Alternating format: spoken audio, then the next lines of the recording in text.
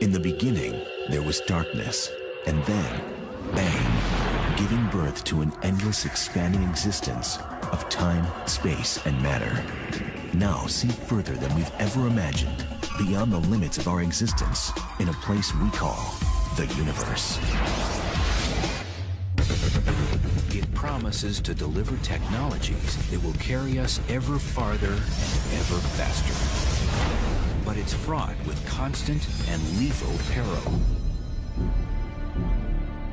Flying in outer space is like going through a shooting gallery. It will test the limits of human capacity and human ingenuity. If something goes wrong, what do? Nothing. You just die. Welcome to the age of space travel.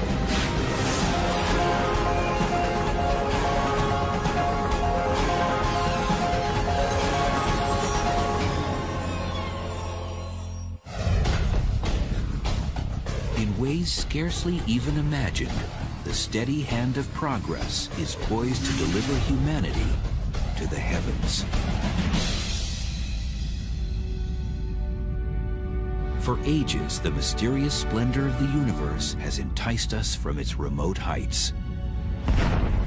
At last, its mysterious temptations are within reach, and man's destiny can be fulfilled. I don't know if it's written in our genes, but anytime you see something at a distance and it piques your curiosity, the first thing you want to do is get a closer look.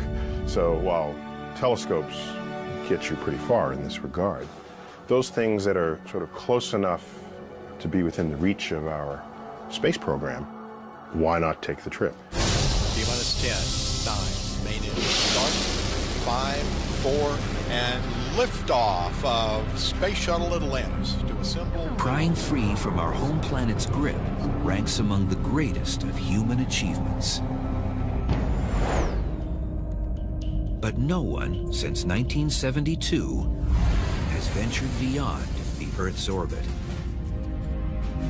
Our space program has been stuck for 30 years. We simply just go around the planet Earth. It's just like Columbus exploring the New World for the first time and then spending the rest of his life simply puttering around the Spanish coastline. What's the problem? There's a dirty little 4-letter word, and that is cost. It costs about $10,000 to put a pound of anything into orbit.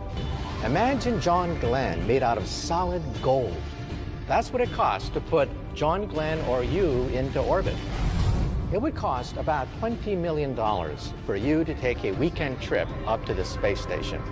It would cost about $500 million for you to go to the moon.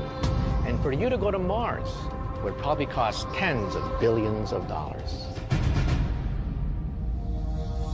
One way to reduce the cost of reaching space would be to find a more efficient way to overcome Earth's gravity.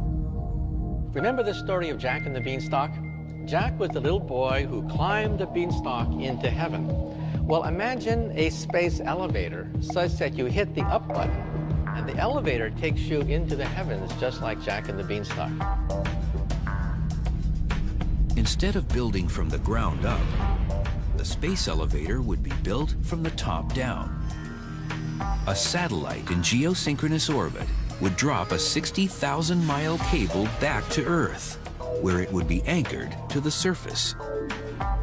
Now we are within striking distance of being able to create fibers that can withstand the tension of traveling at enormous velocities in outer space as the space elevator rotates with the planet Earth. So it never falls because it rotates at the same rate as the planet Earth. The elevator's compartment would simply roll up the cable, shuttling travelers and supplies into orbit, where it would wait for a spacecraft. This system would entirely replace a conventional rocket launch. And that might reduce the cost of space travel by a factor of 1,000. Think about that. Then you begin to realize that perhaps a trip to outer space may be no worse than an airplane ticket. But beyond the limits of Earth's comforting embrace, exotic menaces await every space traveler. Flying in outer space is not like taking a nice ride in the country in a car. It's like going through a shooting gallery. To an unsuspecting voyager, it might seem the universe is taking aim with a firearm. There are particles in space, even dust-sized particles, pebble-sized particles, that are traveling tens of thousands of miles an hour and sometimes even faster. More than 500,000 of these projectiles, measuring over an inch in diameter, are zipping around our planet right now. They include pieces of glass broken off of solar cells, paint chips from spacecraft, and debris from rocket booster engines. And in deeper space, there's more danger from pebble-sized meteors called micrometeoroids. A small piece of dust can crack glass, it can penetrate metal, it can pulverize plastic. And that does happen in space all the time. But perhaps an even more deadly danger, not at all solid, lies in wait: radiation. The devastating effects of this invisible energy have been witnessed on Earth in the aftermath of the atomic bombs of World War II and the nuclear fallout of Chernobyl.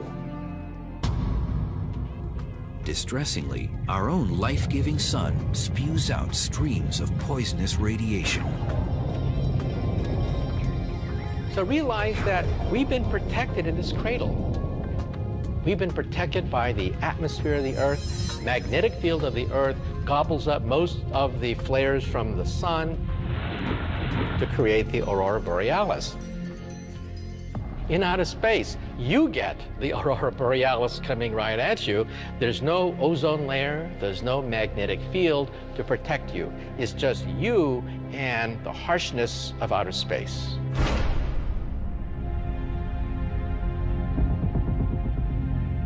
At our home planet's distance from the sun, roughly 90 million miles away, several hundred million solar particles pass through each square inch of space every second around our Earth. There's high energy particles streaming from the sun all the time. But every now and then there's an extra dose of these particles. The sun burps up high energy radiation. That's bad too. That level of radiation is never good for one's DNA.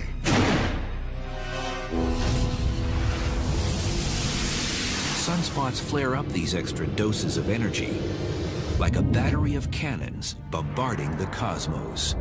There's no way to know that they're going to be here before they arrive. Unfortunately, there's still a risk of radiation even as we get farther from the sun. That's because another invading energy lurks.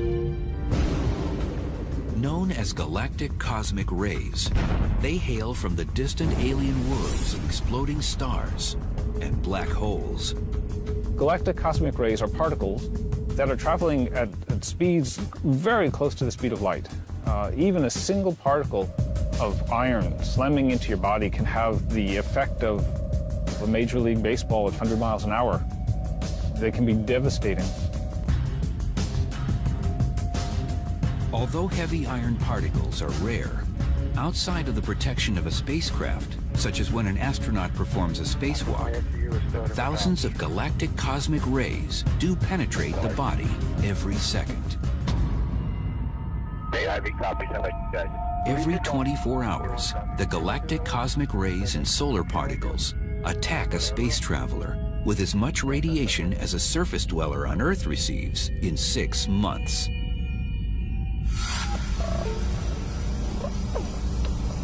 The human body won't immediately feel the impacting radiation, but in sufficient quantities, it can be noticed. Even with eyes closed, the particles spark flashes when they strike a space traveler's retina. The flashes are not blinding, and you have to ask yourself, did I see something? And then you say, oh, yes, I did. And its appearance is a little different from time to time. However, the human body does feel the shock of this bizarre weightless existence. I think that the most dangerous thing going into space is the loss of gravity. Weightlessness causes almost every system in your body to start changing. And it doesn't stop changing until you get back onto a world where you're pulled down again by its gravity. One of the first casualties of zero gravity is a space traveler's sense of direction. What's up and what's down? Very good question. And first of all, it's whatever you want it to be. If you want this to be up, that's fine. But if you want this to be up, that's just as good. Most travelers will suffer from motion sickness for the first few hours, or most likely, days. It's just one of those things that you ought to resign yourself to facing, that everyone is very likely to feel a little bit disturbed in terms of orientation. Here on Earth, scuba divers floating underwater experience the nearest sensation of prolonged periods without gravity. It is for this very reason that aspiring NASA astronauts train to live and work in a gravity-free environment by subjecting themselves for up to 6 hours at a time in a large water tank. Now, scuba equipment, you still experience the forces of gravity, but it doesn't feel like it because your whole body is uniformly buoyed by the water that holds you up. And except for the visual cue of air bubbles floating to the surface, swimming underwater can mimic the sensation of disorientation.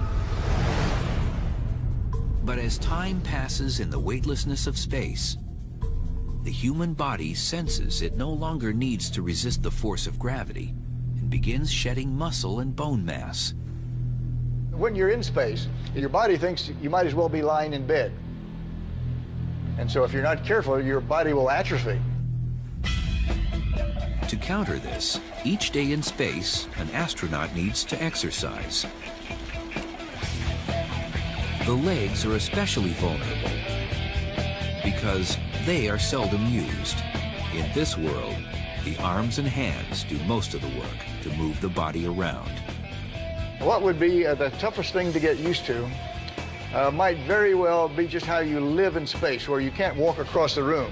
You have to float everywhere you're going. The lack of gravity also slows down the digestive tract, which can cause problems at mealtime. Your digestive system stops. You can't eat, you can't drink until you can start digesting again. And that can take anywhere from hours to days. Worse still, zero gravity and radiation can combine in an especially sinister way. In space, the immune system is not as effective as it normally is. And many of the bacteria and viruses that we normally can withstand become more virulent. Additionally, bacteria can grow up to 50 times faster, and any virus brought on board could mutate into a never-before-seen predator, thanks to the ever-present radiation. All these difficulties prey on space travelers in just the first few hours or days. And what about journeys that need more time? It only gets tougher. The universe is an unforgiving place. It's open to only the boldest adventurers, those who have the mettle to trek deep into an environment swimming with toxic hazards, and unafraid to stray far from the safe and familiar. We take it for granted that clothing is flexible and machines work in room temperature, because implicitly or explicitly, they're designed for that. You go into the depths of space. If you're facing the sun, it could be hundreds of degrees Fahrenheit. If you're facing away from the sun, it could be hundreds of degrees below zero. Down here on Earth, you take so much for granted. You know, we're out here, sunshine, the fresh air all around you. Up there, you're in a closed ecosystem. You have to supply all the human needs that the Earth just, automatically does for us. You have to hope that the integrity of the hull stays together so you don't have rapid decompression, quick suffocation. The same reality exists for a submarine gliding deep through the ocean. It provides a life-preserving barrier to protect its inhabitants from a surrounding alien world. If there's damage to the spaceship, air leaks out, you die. Damage to the submarine, water gets in, you die. So the isolation, both physically and personally, between the two seem quite parallel. The potential for a catastrophic mishap lurks. When you're out in the middle of the ocean, you have only yourself and your colleagues to rely on. And the same thing applies in space.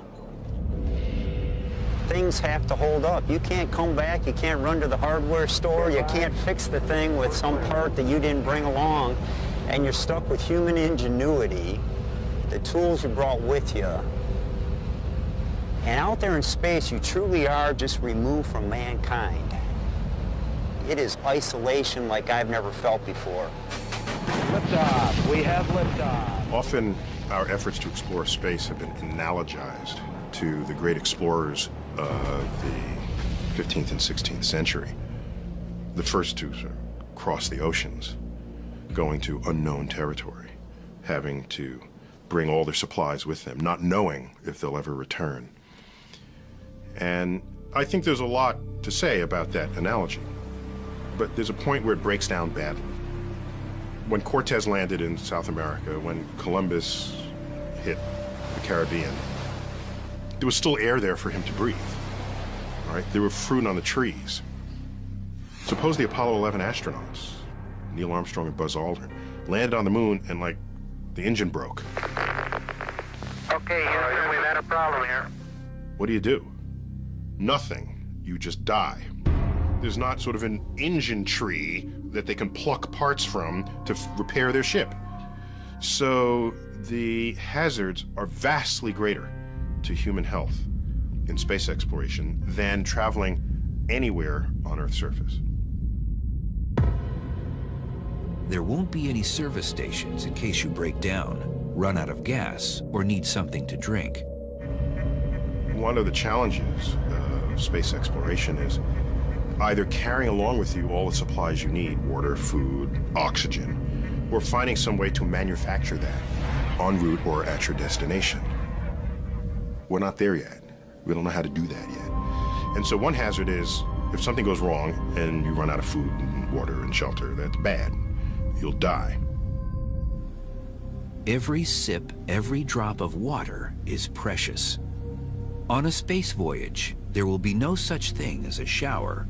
The only option will likely be a wet cloth.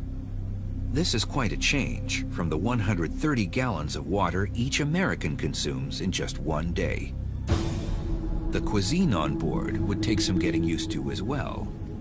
For a few days, you can take fresh fruits and fresh vegetables, carrots and apples and things like that. For the longer missions, though, you have to have storable foods that can, stay for long periods of time without spoiling and going bad. And yet, astronauts agree that enduring the myriad of risks is a small price to pay for the chance to witness the wonder of the cosmos in person. 1500's 2.3. I know how they felt because they report things like, well, you could hold up your finger and you could block out the Earth with your thumb. And it kind of gave them an entire new perspective of how amazing this little blue marble the Earth is and how precious it is in this vast solar system.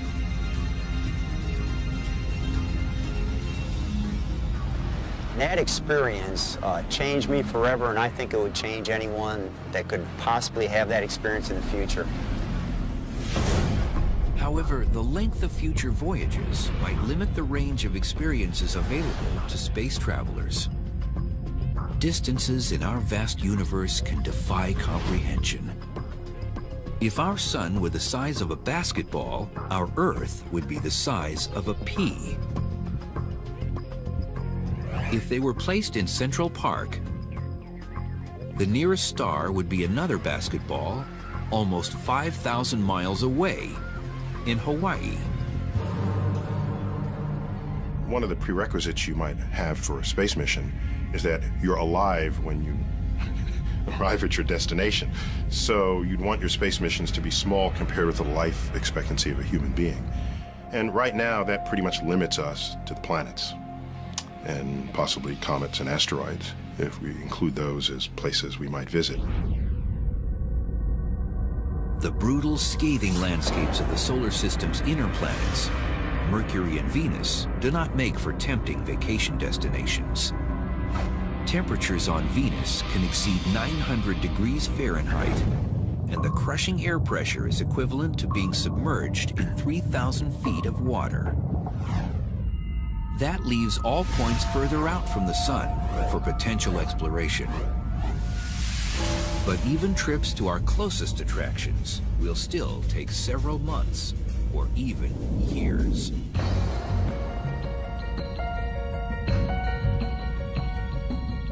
About 139 million miles separate the orbits of Earth and Mars. But since each body circles the sun at different speeds, the distances with respect to each other change continuously.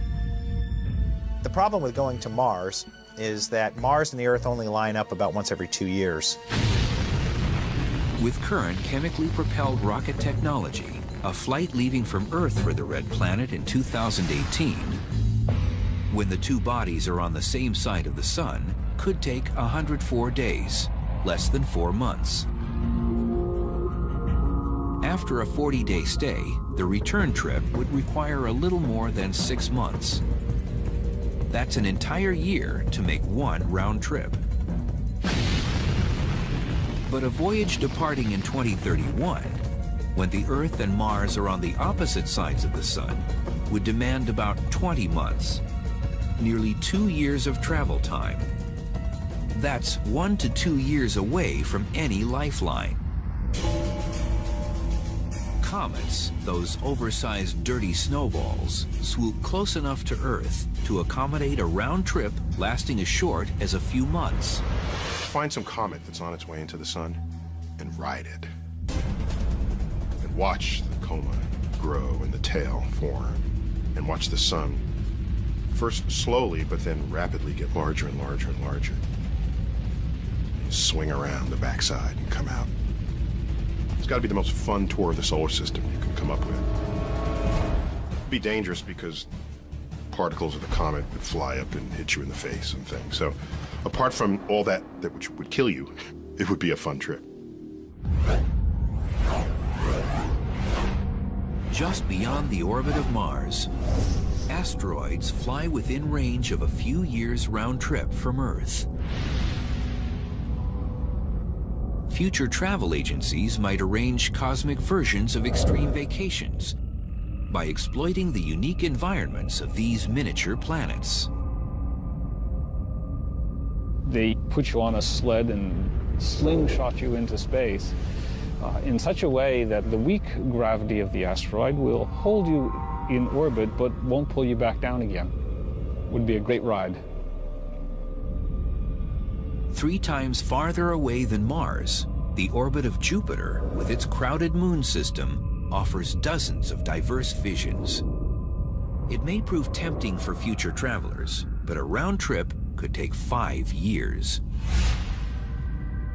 Saturn is nearly twice as far as Jupiter, and the thought of decade-long trips might be too much to bear. But there are technologies that can slice the time it takes to visit Mars to just a few days. For mankind ever to venture into the depths of the cosmos, endeavor to bathe in the light of an exotic star, or even just a voyage to the suburbs of our own solar system, we'll need to find a way to travel much, much faster. What's the fastest we could travel? nothing yet observed by science moves faster than the speed of light, 186,000 miles per second. The speed of light is the ultimate velocity in the universe. It's Einstein's cop on the block. The speed of light is so fast that you could go around the Earth 7 times in just 1 second. For you to jump to the moon at the speed of light, you could reach the moon in about 1 second. Compare that to the 3 days it takes to get there with current technology. The problem is that we can't travel at the speed of light, or really anything even approaching it. Take the fastest thing we have ever sent anywhere and ask, how long will that take to reach the nearest stars? That would take 50,000 years. And that is using current chemical propulsion, which maxes out at about 40,000 miles per hour. The same power source we use to lift our rockets off of the planet. But getting us to Mars faster than a few months' time would require a different kind of propulsion.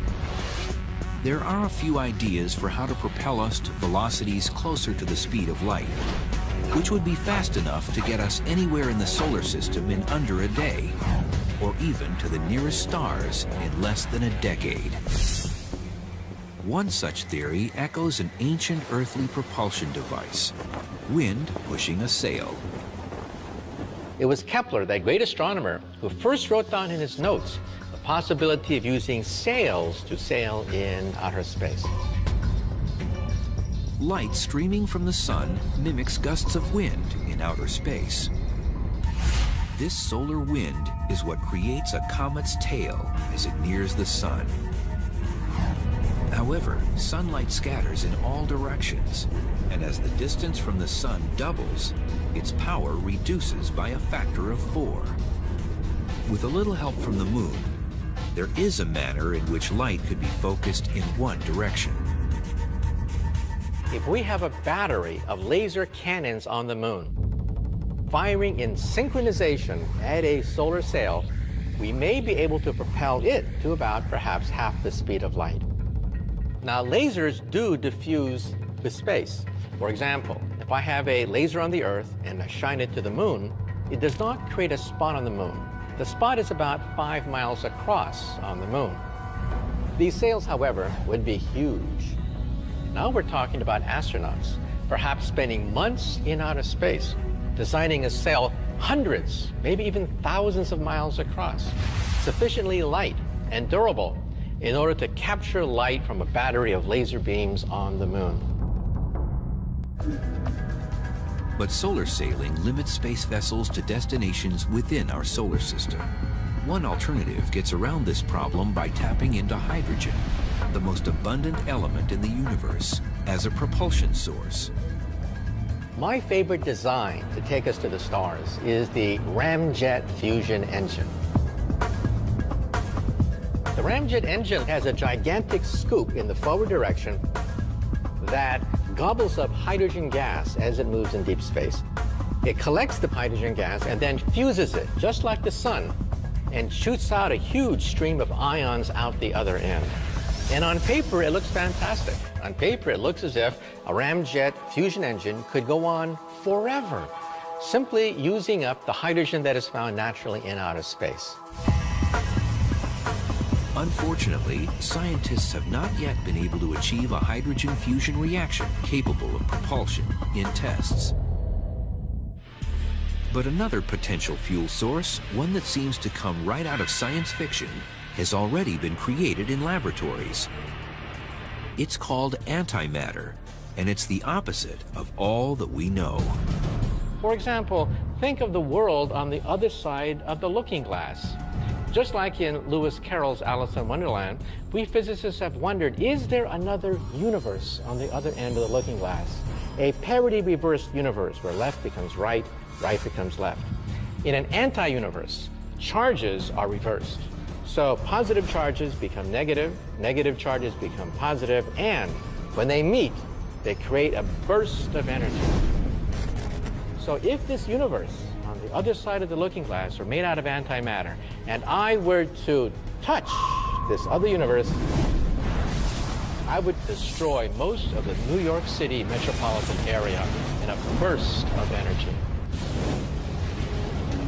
So the conversion of antimatter and matter to energy is 100% efficient. It is the ultimate engine. But there is a catch. There's always a catch.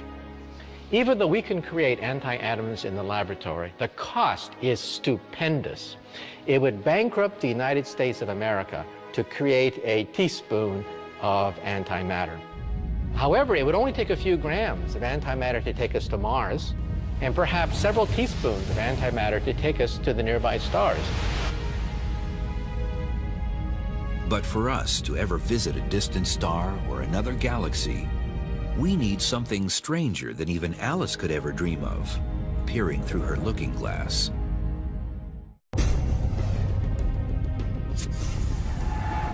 Scientists continue the quest for a propulsion method to carry us ever deeper into space. But even achieving light speed won't allow us to get very far. Light's fast, but the universe is huge. So even if we could ride on a beam of light, if we wanted to cross the galaxy, the way they do in all the science fiction programs, it would take 100,000 years to do it. And even at light speed, traveling to the nearest galaxy would take several million years. And if light speed is the ultimate speed limit of the universe, it seems we are doomed to confinement in our galactic neighborhood. What we're desperate for is some new understanding of the fabric of space-time that will allow us to somehow warp it, distort it, so that you can take shortcuts. And of course, that's what they do in Star Trek when they turn on their warp drives. They want to get from one side of the galaxy to the other. All they do is invoke the warp drive that warps the fabric of space, and then they take a little shortcut right there. They cheat, basically. Everybody knows Einstein's famous dictum, you cannot go faster than the speed of light. However, there's a footnote to it. You see, Einstein left open the possibility that you can fold the fabric of space and time itself so that you effectively take a shortcut through the universe. Think of a carpet. If you want to go across the carpet, that's the old-fashioned way. You can also get a lasso a table on the other side of the carpet, and then drag the table toward you so that you collapse the space in front of you. In a nutshell, Einstein says the bigger the mass, the bigger the bending of space and time. If you can concentrate enormous amounts of energy at a single point, comparable to that of a black hole or a huge gigantic star, you are literally warping the fabric of space and time. You simply hop across to the nearby stars. So in other words, you did not really go to the stars. The stars came to you because you are compressing the space in front of you. The massive amount of energy or mass needed to create such a warped curvature of space seems beyond comprehension and perhaps beyond human capability. There may be an alternative. Physicist John Brandenburg is developing a theory in which a starship of the future could achieve faster-than-light travel, not by manipulating a vast area of the universe, but rather by manipulating only the area around the starship. The trick is to have a starship imitate a curious particle that so far only exists in theory. It's called a tachyon. It's a particle with a different twist. Light itself always moves at the same speed. Tachyons, on the other hand, can go infinitely fast. They just can't go slower than the speed of light. They look at the speed of light as a lower speed limit that they cannot violate. If they do exist, tachyons can outrun the speed of light because they have what physicists recognize as imaginary mass. An imaginary value can be visualized in the spin of a struck tennis ball. Its spin can cause it to bend and move in a manner that an observer might not expect to see from its initial point of contact. In the same way, a tachyon is unseen by the universe and can break its speed limits. Brandenburg proposes altering the space-time surrounding a starship with a powerful electromagnetic field so that the ship moves through space like a tachyon. It would operate like a stealth aircraft, invisible to radar, unseen by radar operators. So if one can achieve this control of the space-time around this ship, one can essentially make it an imaginary object. In a technical way, that means it's moving faster than light. You're basically disconnecting yourself from the rest of the cosmos. It could grant the traveler the ability to go anywhere in the universe in the blink of an eye, as if a multitude of doorways suddenly appeared. A doorway you step into and then you step out somewhere down the hall so fast that it didn't seem like you had time to move any place. That's an imaginary connection in space-time. And you've changed yourself, not space-time. No one may know how fast or even where such a space vessel could travel. Which door to go into, which door to come out of. That's the trick. But voyaging through the Hall of the Universe isn't possible without first overcoming one of its fundamental forces, the one that shackles us to our home planet. Getting away from the Earth's gravitational field. That's the first thing that we have to do. 10, 9, 8, 7, 6. For an object to break away from Earth's gravitational pull, 2, 1. We have ignition and liftoff of NASA's New it must Horizons achieve a velocity of 17,500 miles per hour. That's fast enough to streak from New York to Los Angeles in about 8 minutes. There's no other way to do it, at least that we have now, other than brute force. While a theoretical space elevator can climb away from Earth's gravitational pull, a rocket must outrun it with the brute force provided by the explosive chemical reaction of burning fuel. Chemical power is what drives today's rocket engines. Every time you burn something, that's chemical power. Every time a rocket engine ignites, that's chemical power. Every time you start your engine in your car, you're using the chemical energy stored in the gasoline. The fuel alone can burden a spacebound craft with up to 90% of its total weight.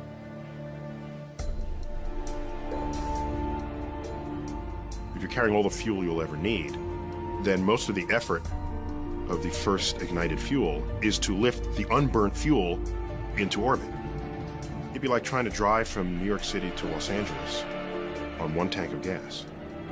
Well, you would need a tanker truck behind you. And most of the energy to accelerate the tanker truck is going in to just move the fuel that's in the tanker truck. The space shuttle, its rockets, and the fuel they're carrying weigh a staggering 4 million pounds. And nothing short of a bone-rattling eruption could push it up and away from Earth. Well, Brent, looks like your long wait is over. We wish you all the best luck in the world. Godspeed, and we'll see you back here in about 2 weeks. A journey into space today means that space travelers must ride a controlled detonation into the sky. Whatever the vehicle weighs, we have to generate about 1.5 to 2 times that thrust in order to get it off the surface of the Earth. To get the space shuttle up to speed demands 7 million pounds of thrust. To put that into perspective, if you can imagine me holding a 1-pound ball in my hand, if I'm holding it here and I'm holding it steady, I am exerting a pound of thrust on that ball. So if I lower it down, I'm clearly not exerting a 1 pound. If I pick it up, I'm exerting more than a pound. So you have to have a little more thrust than you do the weight, obviously, or you won't go anywhere. How a rocket moves can be illustrated with a blown-up balloon. This works almost like an engine nozzle. Now I can hold it in place, and you can control it, you can let it go. And what we do is we try to eject as much mass through that throat as we can, and as it expands out, the back end, that expansion or that pressure pushing that way pushes the vehicle this way. When today's astronauts climb aboard for their journeys on the space shuttle, they're hitching to giant containers housing that necessary mass. Millions of pounds of highly combustible hydrogen and oxygen wait to be ejected. It only takes a spark.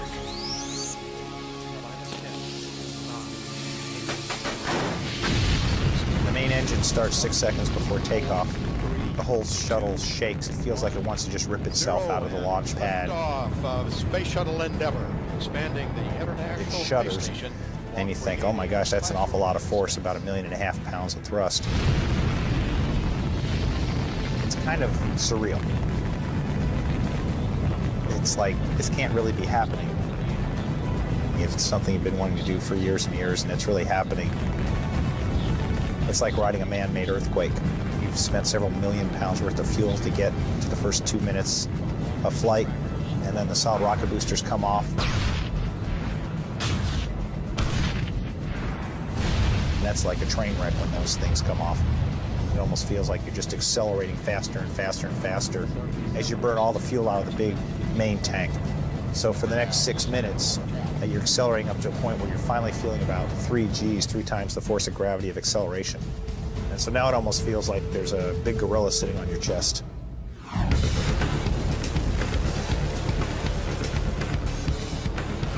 A drag racer who accelerates from 0 to 100 miles per hour in 2 seconds will feel G-forces similar to those experienced by astronauts. As the vehicle keeps accelerating and you're watching the speed tick by in thousands of feet per second until you get to 25 times the speed of sound. Then there's a cutoff, and then everything's floating. And now you're in space. So space isn't very far away. It only takes about 8 minutes and 30 seconds to get there. The next model for venturing into the great beyond and reaching new worlds will begin first with a visit to an old friend. Although not quite yet a space elevator, NASA's mission to return to the moon builds on the idea of Earth orbit as a base for farther voyages.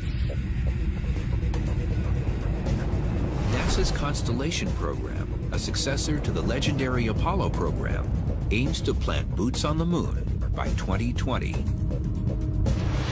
2 separate rockets form the foundation of the plan. The unmanned Ares 5 rocket, towering taller than a football field standing on its end, will carry the lunar lander, supplies, and an Earth departure rocket into orbit, where it will wait for the astronauts. The Ares 1 rocket will deliver the crew to orbit aboard a capsule.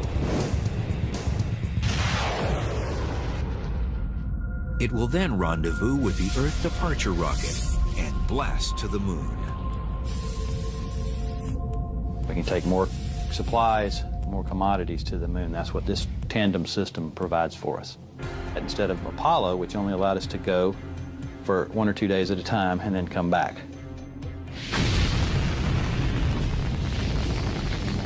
Will we ever find a way to surpass the bold achievements of the Apollo program?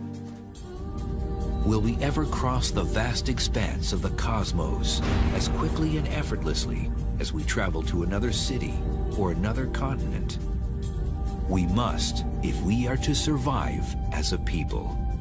If we stop exploring, we have learned time and time again throughout history that those societies basically tend to wither up and die. It's a part of what we are. It's a part of what we leave to our children and their children. It's who we are, and it's what we do.